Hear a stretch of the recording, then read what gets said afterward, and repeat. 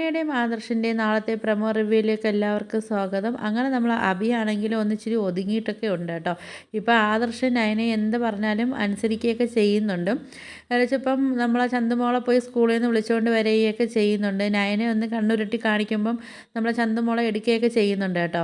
അപ്പം ഇനി അങ്ങോട്ട് നമ്മളത് ആദർശം നയനെ എന്ത് പറയുന്നു അത് കേട്ടേ നമ്മൾ അഭി ഇനി അങ്ങോട്ട് പോകത്തുള്ളൂ. അങ്ങനെയൊക്കെ കുറച്ചൊക്കെ നമ്മൾ അഭി ഒന്ന് ഒതുങ്ങിയിട്ടുണ്ട്. അങ്ങനെ നമ്മളെ ദേവയാനി ആണെങ്കിലും നമ്മളെ അനാമികയുടെ പിറകെ ഉണ്ട് കേട്ടോ. അനാമികയെ വാച്ച് ചെയ്യാൻ വേണ്ടി ഓരോ കള്ളത്തരങ്ങളാണെങ്കിലും നമ്മളെ ദേവയാനി കണ്ടുപിടിക്കുന്നുണ്ട് കേട്ടോ. അപ്പോൾ നമ്മൾ അനാമികയ്ക്കാണെങ്കിൽ ഒരുത്തനുമായിട്ട് ഇഷ്ടമുണ്ടല്ലോ, അപ്പോൾ അവനുമായിട്ട് ഒരു റെസ്റ്റോറൻറ്റിൽ ഇരിക്കുന്നതൊക്കെ നമ്മളെ ദേവയാനിയൊക്കെ കാണുന്നുണ്ട് കേട്ടോ. അപ്പോൾ ഇതൊക്കെ നമ്മളെ ദേവയാനി അറിഞ്ഞത് കൊണ്ടാണോ എന്നും അറിയത്തില്ല. നമ്മളെ വേണുവിനും രേവതിക്കൊക്കെ ഒരു ടെൻഷനും കാര്യങ്ങളൊക്കെ ഉണ്ട്. ഇനിയിപ്പം അനാമികയുടെ അടുത്ത് പറഞ്ഞു കൊടുക്കുമായിരിക്കും.